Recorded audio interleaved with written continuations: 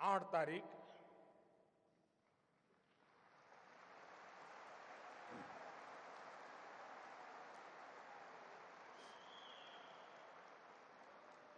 रात 8 बजे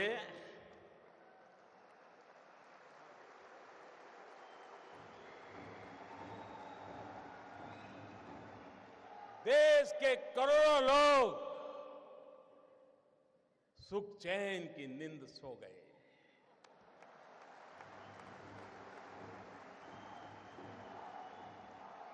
और देश के लाखों लोग नींद के लिए गोलियां खरीदने जा रहे हैं, गोलियां नहीं मिल रही है।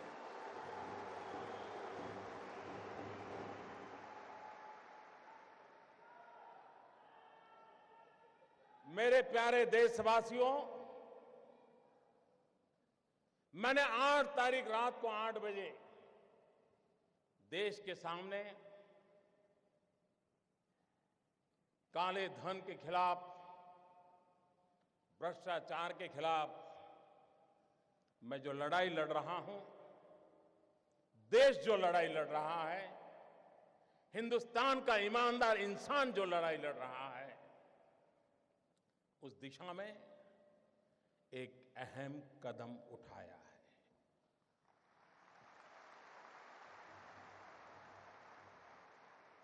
लेकिन कुछ लोग हैं जो अपने ही ख्यालों में खोए रहते हैं। वे अपनी नाप पट्टी लेकर के ही किसी को नापते रहते हैं और उसमें फिट नहीं होता है तो देखते हैं यार कुछ गड़बड़ है। अगर इस देश के अर्थशास्त्रियों ने, इस देश के पल्सिस को समझ करके एनालिसिस करने वालों ने, ये पुरानी सरकारें, पुराने नेता, उनको नाप के तोलने के जो तराजू है, मेरे आने के बाद अगर बदल दिए होते तो ये दिक्कत नहीं आती।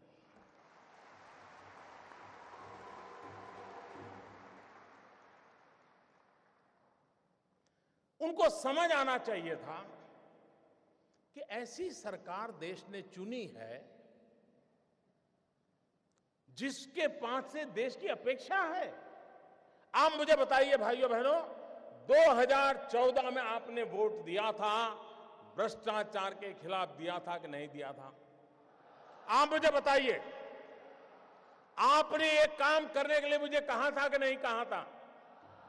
काले धन के खिलाफ काम करने के लिए आपने मुझे कहा था कि नहीं कहा था? आपने मुझे कहा था तो मुझे करना चाहिए कि नहीं करना चाहिए?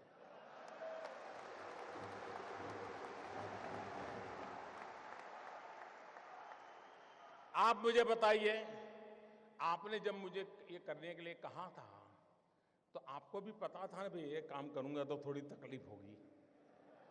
पता था कि नहीं था? ऐसा तो नहीं था कि बस आपको ऐसे ही मुंह में पतासा आ जाएगा, ऐसा तो नहीं था ना? सबको मालूम था। ये सरकार बनने के तुरंत बाद हमने एक सुप्रीम कोर्ट के निवृत्त न्यायमूर्ति के नेतृत्व में स्पेशल इन्वेस्टिगेशन टीम बनाई, एसआईटी। दुनिया में कहां कहां ये कारोबार चल रहा है, इस पर ये टीम काम कर रही है और हर 6 महीने वो सुप्रीम कोर्ट को रिपोर्ट कर रही है। ये काम पहले वाली सरकारें टालती रही थी, हमने किया था। अपने यहां कहावत है, पुत्र के लक्षण पालने में। जब मेरी पहली कैबिनेट में पहले ही दिन ऐसा बड़ा कड़ा निर्णय करता हूं तो पता नहीं था कि मैं आगे करने वाला हूं जी। मैंने छुपाया था क्या? कुछ नहीं छुपाया मैंने। हर बार मैंने ये बात कही है और आज मैं आपको इसका ब्यौरा दे रहा हूं। देश मुझे सुन रहा है। मैंने देश को कभी अंधेरे में नहीं रखा है, मैंने देश को कभी गलतफहमी में नहीं रखा है। खुल करके बात कही है और ईमानदारी से।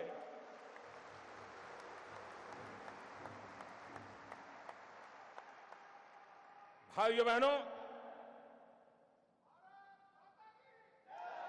दूसरा जरूरी काम था दुनिया के देशों के साथ पिछले 50-60 साल में ऐसे एग्रीमेंट हुए थे कि जिसके कारण हम ऐसे बंद गए थे कि हम कोई जानकारियां ही नहीं पा रहे थे। हमारे लिए बहुत जरूरी था कि दुनिया के देशों से पुराने जो एग्रीमेंट है उसमें बदलाव करें, कुछ देशों के साथ नया एग्रीमेंट करें। अमेरिका जैसे देशों को मैं समझाने में सफल हुआ कि आप हमारे साथ एग्रीमेंट कीजिए और आपकी बैंकों में किसी हिंदुस्तानी का पैसा है, आता है या जाता है, हमें तुरंत पता चलना चाहिए। यह काम मैंने दुनिया के कई देशों के साथ किया है, कुछ देशों के साथ अभी भी चल रहा है, लेकिन विश्व में कहीं पर भी भारत की चोरी लूट का पैसा गया है तो उसकी तुरंत जानकारी मिले, इसका प्रबंध पुरजोश तरीके से हमने किया है। हम जानते हैं, आपको भी पता है कि दिल्ली के किसी बाबू का ये गोवा में फ्लैट बना हुआ है ना?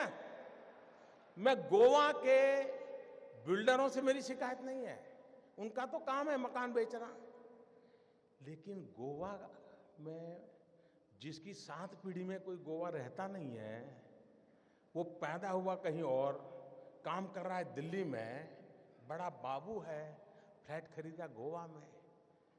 किसके नाम? खुद के नाम खरीदते हैं क्या?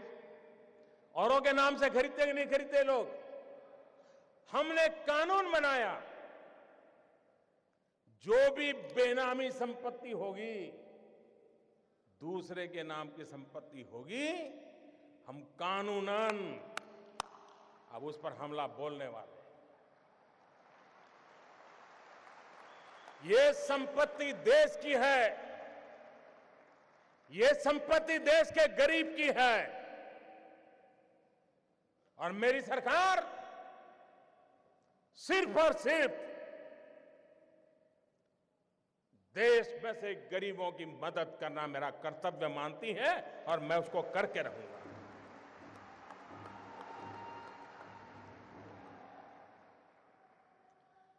हमने देखा है, घर में शादी हो, ब्याह हो, कुछ काम हो, ज्वेलरी खरीदते हैं, बीवी का जन्मदिन हो, ज्वेलरी खरीदते हैं, कभी सोना खरीदते हैं, और ज्वेलर भी कोई बात नहीं, ले जाइए साहब, थैला भर करके ले आइए, ले जाइए, न बिल देना, न लेना, न कोई हिसाब रखना, कुछ नहीं साहब। चल रहा था कि नहीं चल रहा था? सब कैश चलता था कि नहीं चलता था? ये कोई गरीब लोग करते थे क्या? ये बंद होना चाहिए कि नहीं होना चाहिए?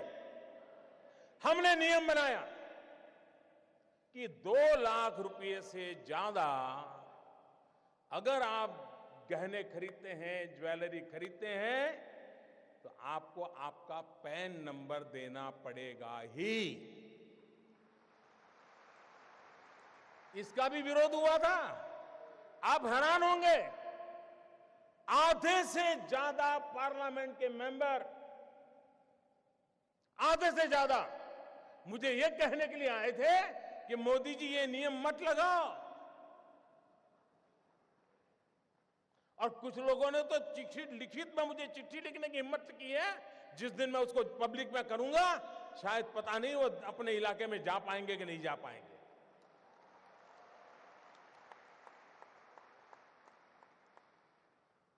अगर आपके पास पैसे हैं, आप सोना जवाहरात खरीदते हैं,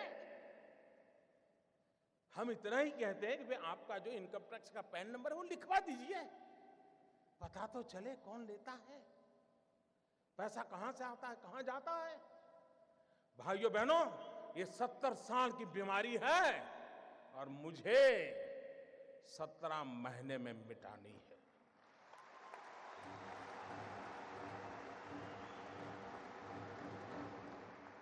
भाइयों बहनों,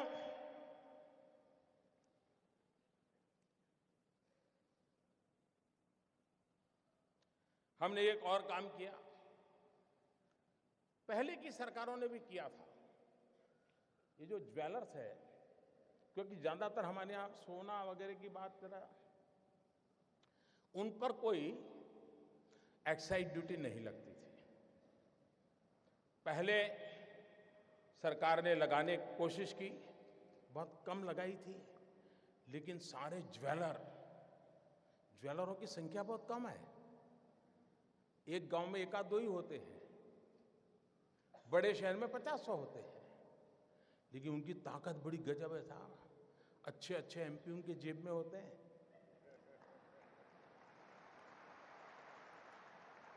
और ज्वेलरी पर जब एक्साइज लगाई तो मेरे पर इतना दबाव आया, एमपीओ का दबाव, डेलीगेशन, हमारे परिचित, साहब ये तो सब इनकम टैक्स वाले लूट लेंगे, ये तबाह कर देंगे, ऐसे ऐसे बताते थे। मैं भी डर गया कि यार मैं ये करूंगा पता नहीं क्या हो जाएगा। मैंने कहा ऐसा करो भाई, 2 कमेटी बनाते हैं, वार्ता करेंगे, चर्चा करेंगे। सरकार की तरफ से उनको भरोसा था, ऐसे एक्सपर्ट कमेटी बनाई। पहले वाली सरकारों को ये प्रयास वापस लेना पड़ा था। साहब मैं ईमानदारी से देश चलाना चाहता हूं, मैंने वापस नहीं लिया। मैंने ज्वेलरों को विश्वास दिलाया, कोई आपसे ज्यादती नहीं करेगा, और अगर कोई इनकम टैक्स वाला ज्यादती करता है, आपने मोबाइल फोन से उसका रिकॉर्डिंग कर लीजिए, मैं उसके खिलाफ काम करूंगा। ये कदम हमने उठाया था। जिनको पता हो, यह सारा देख करके समझ नहीं आता था क्या मोदी क्या करेगा आगे। लेकिन अगर आप अपनी दुनिया में इतने मस्त थे कि और पॉलिटिकल पार्टी की तरह ये भी आकर के चला जाएगा, मैं भाइयों बहनों कुर्सी के लिए पैदा नहीं हुआ।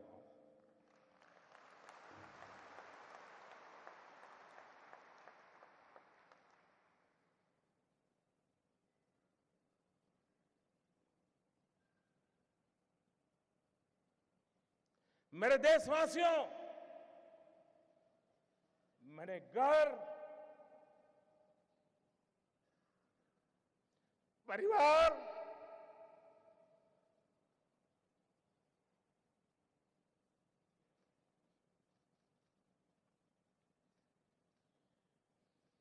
सब कुछ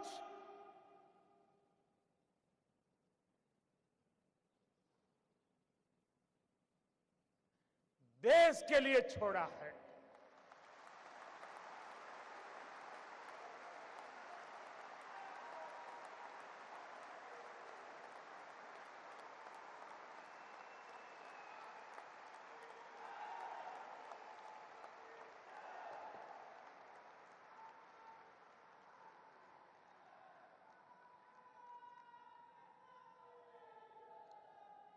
हमने दूसरी तरफ ये भी जोर लगाया,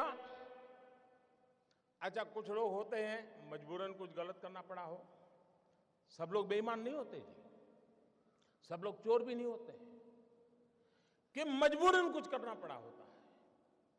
वे अगर उनको मौका मिले तो सही रास्ते पर आने को तैयार होते हैं, और ये संख्या बहुत बड़ी होती है। हमने लोगों के सामने स्कीम रखी कि अगर आपके पास ऐसे बेईमानी के पैसे पड़े हैं, गलत पैसे पड़े हैं, तो आप इस कानून के तहत जमा करा दीजिए, इतना दंड भर दीजिए। उसमें भी मैंने कोई माफी नहीं दी। लेकिन व्यापारी लोग चीजों को समझने में बड़े होशियार होते हैं। उनको समझ में आ गया कि ये मोदी है, कुछ गड़बड़ करेगा। आपको जानकर के खुशी होगी, आजादी के 70 साल में ऐसी योजनाएं कई बार आई, पहली बार 67,000 करोड़ रुपीज लोगों ने आकर के दंड समेत जमा कर दिए साहब। और 2 साल में टोटल सर्वे के द्वारा, रेड के द्वारा, डिक्लेरेशन के द्वारा 1.25 लाख करोड़ रुपया जो कहीं हिसाब में नहीं था, वो सरकारी खजाने में जमा हुआ है भाइयों। 1.25 लाख करोड़ का हिसाब आया है। ये 2 साल में किए हुए काम का मैं हिसाब आज गोवा की धरती से पूरे देश को दे रहा हूं मेरे भाई बहन।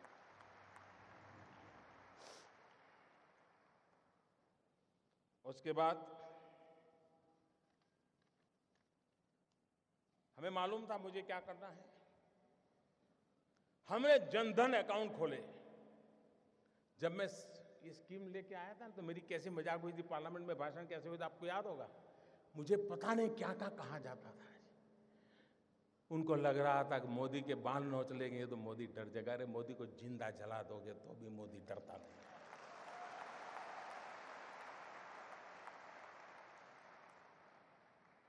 उसके बाद हमने प्रारंभ में आकर के एक काम लिया, प्रधानमंत्री जनधन योजना के द्वारा गरीब से गरीब का बैंक अकाउंट खोलना। उस समय लोगों को समझ नहीं आया कि मोदी बैंक अकाउंट खोला कर रहा है।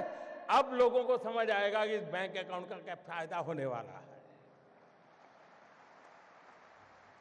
करीब करीब 20 करोड़ से ज्यादा लोग गरीब लोगों के बैंक अकाउंट खोले और हिंदुस्तान में अमीर लोगों के जेब में बटवे में भांति भांति बैंक को क्रेडिट और डेबिट कार्ड होते हैं।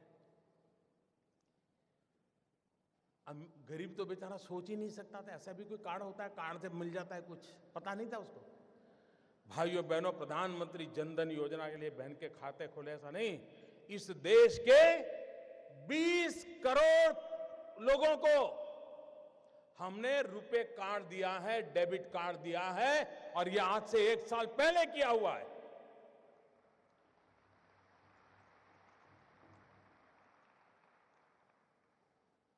उस डेबिट कार्ड से अगर उसके खाते में पैसे हैं, वो बाजार से कोई भी चीज खरीद सकता है, उसकी व्यवस्था उसमें उपलब्ध है भाई। लेकिन लोगों को लगा नहीं, जैसे हर पॉलिटिकल काम होता है वैसे ही पॉलिटिकल काम नहीं था।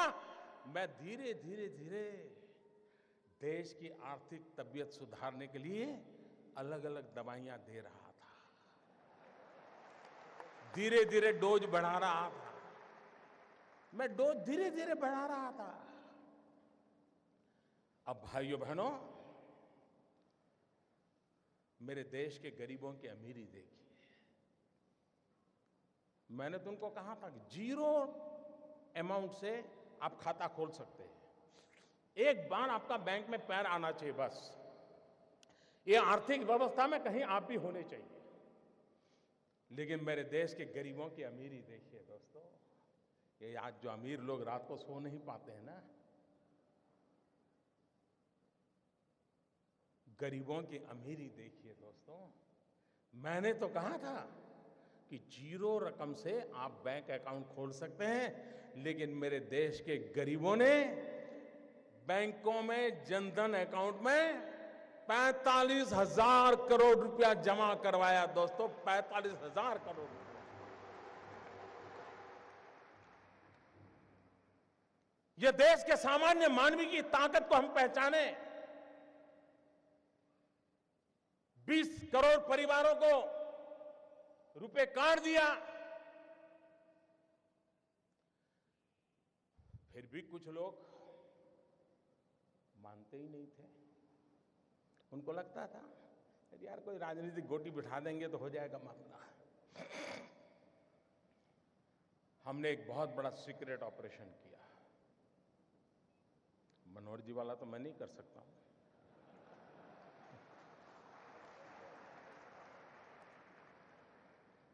दस महीने से काम पे लगा रहा। एक छोटी विश्वस्त टोली बनाई, क्योंकि इतनी नई नोटें छापना, नोटें पहुंचाना बड़ा कठिन, चीजें छिपाना बड़ा सीक्रेट रखना। वरना ये लोग ऐसे होते साहब, पता चल जाए तो साहब अपना कर लेंगे। और 8 तारीख रात 8 बजे देश का सितारा चमकाने के लिए एक नया कदम उठा लिया दोस्तों।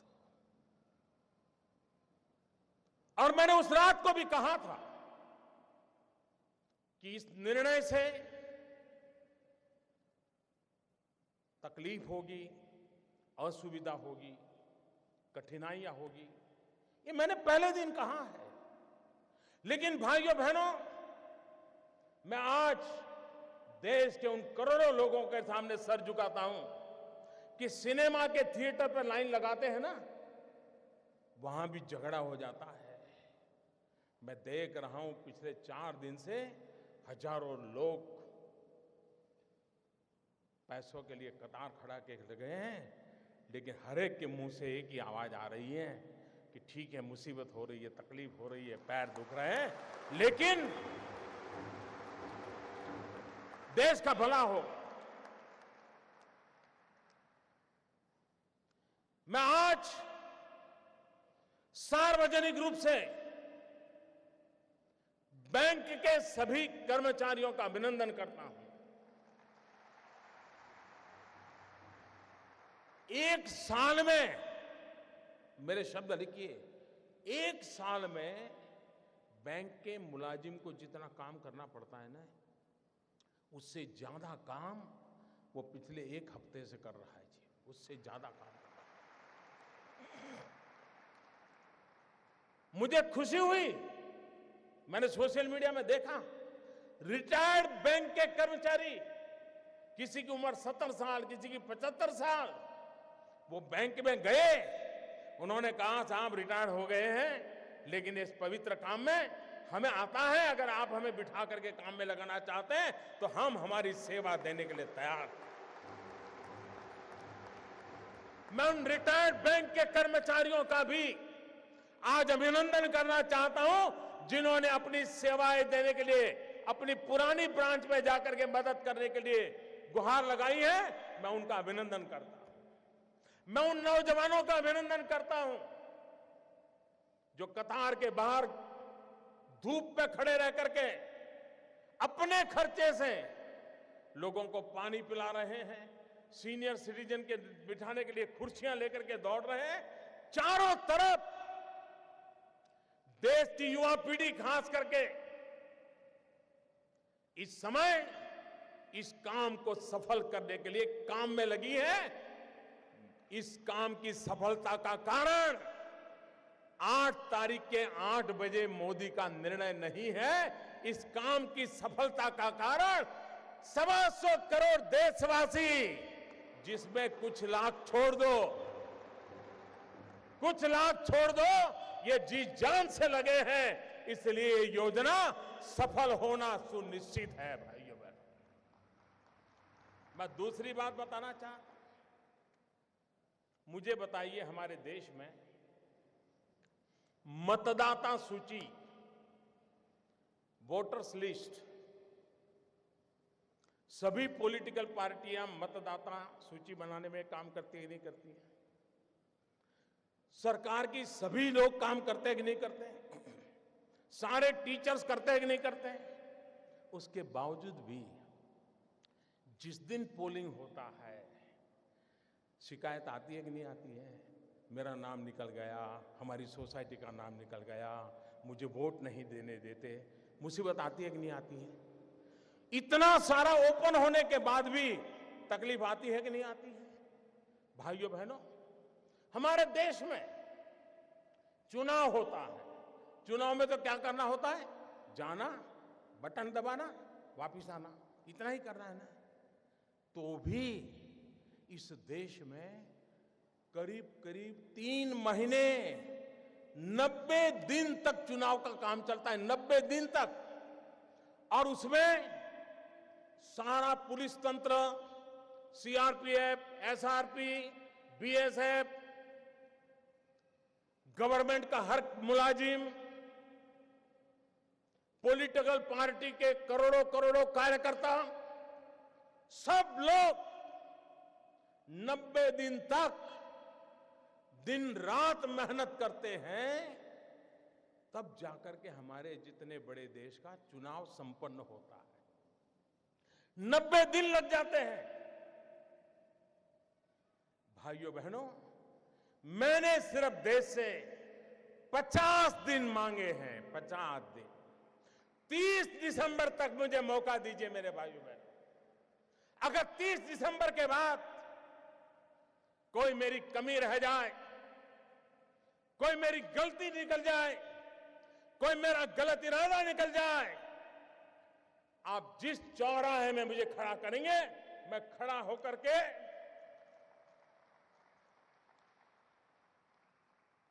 देश जो सजा करेगा वो सजा भुगतने के लिए तैयार हूं।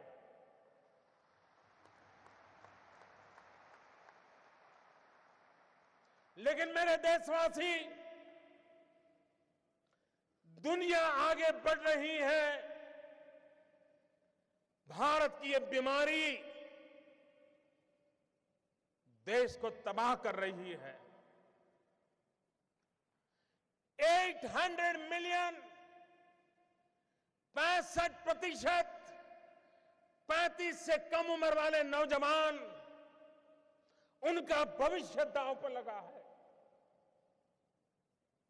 उसलिए मेरे भाइयों बहनों, जिनको राजनीति करनी है करें, जिनका लूट चुका है वो रोते रहे, गंदे आरोप लगाते रहे, लेकिन मेरे ईमानदार देशवासियों, आइए मेरे साथ चलिए। सिर्फ 50 दिन, 30 दिसंबर के बाद मैं आपने जैसा हिंदुस्तान चाहा है वो देने का वादा करता हूं मेरे दोस्त।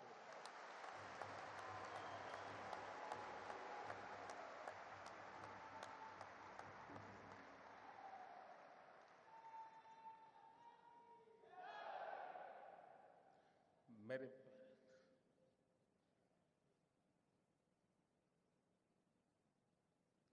किसी को तकलीफ होती है, पीड़ा मुझे भी होती है। ये मुद्दा मेरे अहंकार का नहीं है।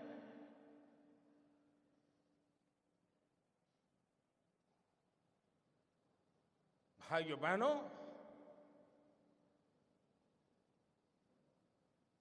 मैंने बुराइयों को निकट से देखा है।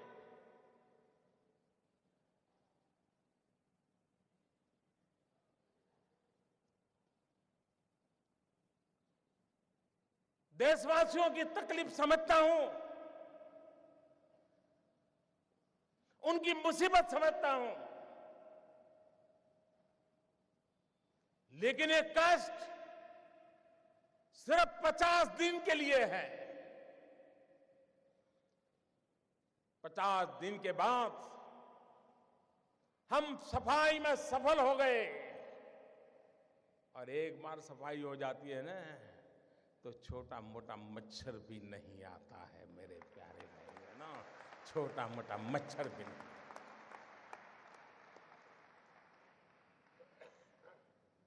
मुझे विश्वास है,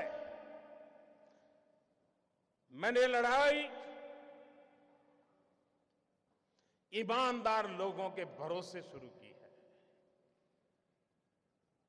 और ईमानदार लोगों की ताकत पर मुझे पूरा विश्वास है, पूरा यकीन है, पूरा भरोसा है।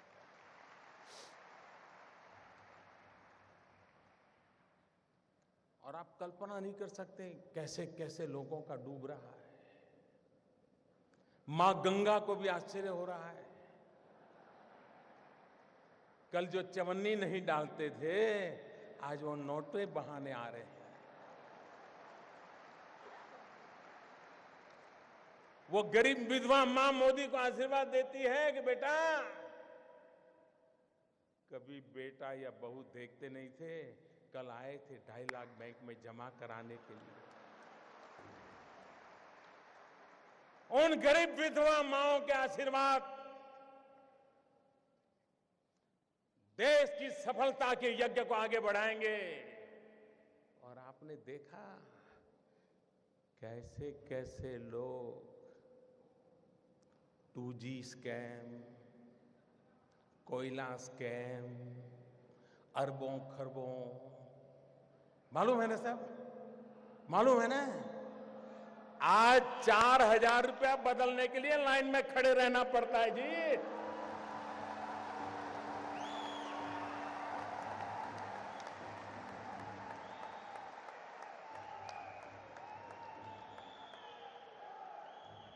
अरे 125 करोड़ देशवासियों का प्यार न होता, विश्वास न होता, सरकारें तो आती और चली जाती। मेरे भाइयों बहनों, ये देश अजरा अमर है, ये देश का भविष्य उज्जवल है। इस उज्जवल भविष्य के लिए कष्ट झेलना। कुछ मैं कभी कभी हैरान हूं। अभी कल मुझे एक पत्रकार बंधु से बात हुई, मैंने आप तो मुझे दिन रात कहते हो मोदी जी बस युद्ध हो जाए, युद्ध हो जाए। मैंने कहा फिर तकलीफ होगी तो क्या करोगे? बिजलियां बंद हो जाएगी, चीजें आना बंद हो जाएगी, रेलवे कैंसिल हो जाएगी, रेलवे में फौज के लोग जाएंगे, आप नहीं जा पाएंगे, तब क्या करोगे? अच्छा, बोले ऐसा होता है। कहना बड़ा सरल होता है भाई, उपदेश देना बड़ा सरल होता है। जब निर्णय करते हैं तब उसके साथ चलना सामान्य मानवी की कोई तकलीफ नहीं होती है। मैं देशवासियों को एक और कहना चाहता हूं, इन दिनों बहुत लोगों की इस भ्रष्टाचार या काले धन के मुद्दे पर बोलने की हिम्मत नहीं है, क्योंकि जो भी बोला है पकड़ा जाता है। क्या तुझ कुछ दान में काला है? हर कोई हंसते हुए चेहरे बोल रहा है नहीं नहीं मोदी जी ने अच्छा किया, अच्छा किया।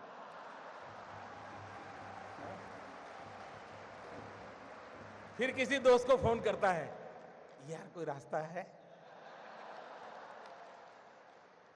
फिर वो कहता है यार मोदी जी है, सारे सारे रास्ते बंद कर दिए। इसलिए अफवाहें फैलाते हैं। एक दिन अफवाह फैलाई थी नमक महंगा हो गया। अब बताइए भाई, 500 की नोट और 1000 की नोट, कोई है जो 1000 की नोट लेके नमक लेने जाता है? ये इसलिए किया जाता है कि उनको मालूम है कि उनका लूट रहा है। 70 साल से जमा किया हुआ महंगे से महंगे ताले लगाए थे। कोई पस्ती लेने वाला नहीं है, पस्ती लेने वाला नहीं है। भिखारी भी मना करता है, ये साहब 1000 का नोट नहीं चाहिए।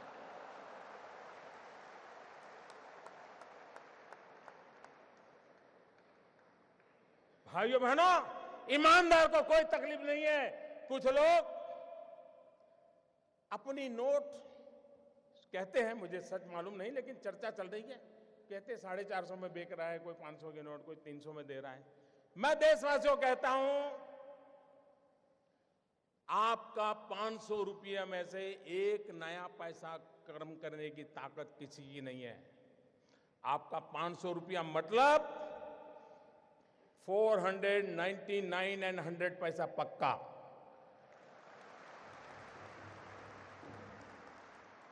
ऐसा किसी कारोबार में आप लिप्त मत होइए। कुछ बेईमान लोग अपने लोगों को कह देते जाओ लाइन में खड़े हो जाओ, 2-2 हजार का करवा लो यार, मेरा थोड़ा बहुत बच जाएगा। और दूसरा, भाइयों बहनों, मेरा सबसे आग्रह है, हो सकता है आपको पता भी न हो, शायद आपके चाचा, मामा, भाई, पिताजी जिनका स्वर्गवास हो कुछ करके गए हो, आपका कोई गुनाह ना हो, बस आप बैंक में जमा कर दीजिए, जो भी दंड देना है दंड दे दीजिए, आप मुख्य धारा में आ जाइए, सबका भला है। और एक बात और कहता हूं, कुछ लोग अगर ये मानते हो कि आगे देखा जाएगा, तो कम से कम वो मुझे पहचान ले।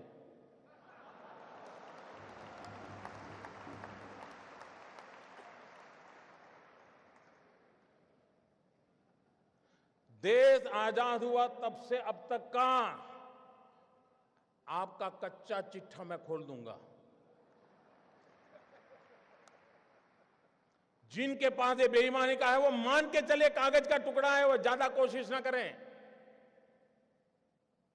ज्यादा कोशिश ना करें, वरना सरकारी मैं इसके लिए अगर 1 लाख नए लड़कों को नौकरी देनी पड़ेगी दूंगा और कोई इसी काम में लगाऊंगा।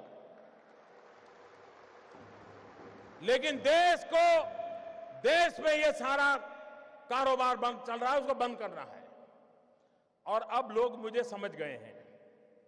इतने दिन उनको समझ नहीं आया, लेकिन जरा ये डोज ज्यादा आया तो समझ आया। लेकिन ये एंड नहीं है, ये पूर्ण विराम नहीं है। मैं हाथ खुल करके कहता हूं, ये पूर्ण विराम नहीं है। देश में भ्रष्टाचार, बेईमानी बंद करने के लिए मेरे दिमाग में और भी कई प्रोजेक्ट चल रहे हैं।